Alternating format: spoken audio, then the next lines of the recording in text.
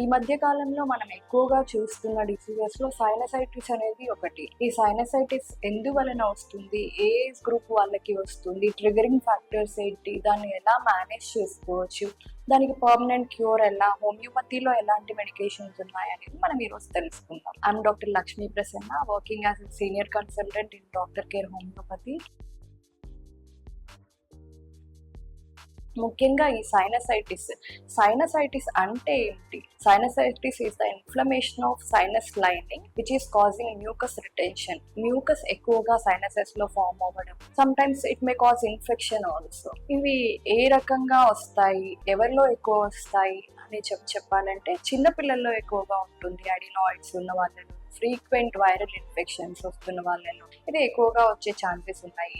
Age group వాళ్ళకైనా వస్తుంది, but చిన్న పిల్లలు మోర్ ప్రాన్ టు దట్ అని చెప్పవచ్చు. కాజెస్ ఏంటి అంటే ఇదే frequent viral infections, some kind of bacterial infections, ఇంకా అడినాయిడ్స్ ఎక్కువగా ఎన్లార్జ్ అవడం వల్ల పిల్లల్లో వస్తూ ఉంటుంది. డెంటల్ ఇన్ఫెక్షన్స్ కూడా వన్ ఆఫ్ ద రీజన్ చెప్పవచ్చు ఈ సైనసైటిస్ కి. ఈ సైనసైటిస్ అనేది లాంగ్ టర్మ్ గా అలర్జిక్ రైనైటిస్ లో బాధపడుతున్న వాళ్ళలోనే ఎక్కువగా వస్తుంది. ట్రిగరింగ్ ఫ్యాక్టర్స్ ఏంటంటే డస్ట్ కి ఎక్స్పోజ్ అయినప్పుడు కానివ్వండి, ఎక్స్ట్రీమ్ కోల్డ్స్ కి ఎక్స్పోజ్ అయినప్పుడు కానివ్వండి, ఇది ఎక్కువగా ఉంటుంది. సిమ్టమ్స్ ఏమని చెప్పవచ్చు అంటే nasal block, sometimes continuous nasal discharge recurrent గా వస్తూనే ఉంటుంది. ఒక పర్టికులర్ గా చిన్న డస్ట్ పార్టికల్ తో కూడా ఈ సిమ్టమ్స్ అనేవి ట్రిగర్ అయ్యే ఛాన్సెస్ ఉంటాయి. ఈ సైనస్ ని ఈ డైట్ తో మనం కంట్రోల్లో పెట్టుకోవచ్చు. జనరల్ గా ఎలా మేనేజ్ చేసుకోవాలి అంటే వార్మ్ ఫుడ్స్, మోస్ట్లీ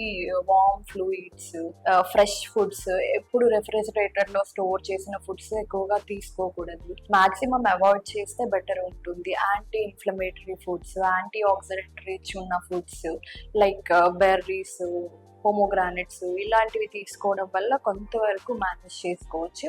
డస్ట్ కి ఎక్స్పోజ్ అవ్వడం తగ్గించుకొని, ఎక్స్ట్రీమ్ కోల్డ్స్ కి ఎక్స్పోజ్ అవ్వడం తగ్గించుకొని ఇలాంటివి కంట్రోల్ చేసుకోవడం వల్ల కొంతవరకు మేనేజ్ చేసుకోవచ్చు. పర్మనెంట్ క్యూర్ అంటారా? పర్మనెంట్ క్యూర్ అనేది మన హోమియోపతిలో మంచి రెమెడీస్ ఉన్నాయి. హోమియోపతిలో ఎలా చూస్తామంటే rather than giving acute relief మీద ఫోకస్ చేయకుండా క్రానిక్ గా కేసుని కంప్లీట్ కేస్ హిస్టరీ తీసుకొని మీ కంప్లీట్ 1 to 2-3 సిమ్టమ్స్ ని బేస్ చేసుకొని డయాగ్నైజ్ చేయకుండా కంప్లీట్ గా లైక్ మీ కంప్లీట్ కేస్ హిస్టరీ తీసుకుని మీ డయట్ హ్యాబిట్స్ ఎలా ఉన్నాయి, మీ లైఫ్ స్టైల్ ఎలా ఉంది, ఏమేమి సిమ్టమ్స్ ఉంటున్నాయి, ఏ టైంలో మిమ్మల్ని ఏది ట్రిగర్ చేస్తుంది, ఇలా కంప్లీట్ హిస్టరీ అనేది తీసుకొని ఒక 5000 రెమెడీస్ లో నుండి ఒక్క రెమెడీ ఏదైతే మీకు సూటబుల్ ఉంటుందో ఆ రెమెడీని సెలెక్ట్ చేసి మీకు ఇస్తాము. దీన్నే మనం కాన్స్టిట్యూషనల్ పద్ధతి అని చెప్తాము. ఇలా ట్రీట్మెంట్ ని ఇవ్వడం వల్ల దానికి కంప్లీట్ పర్మనెంట్ క్యూర్ అనేది ఉంటుంది.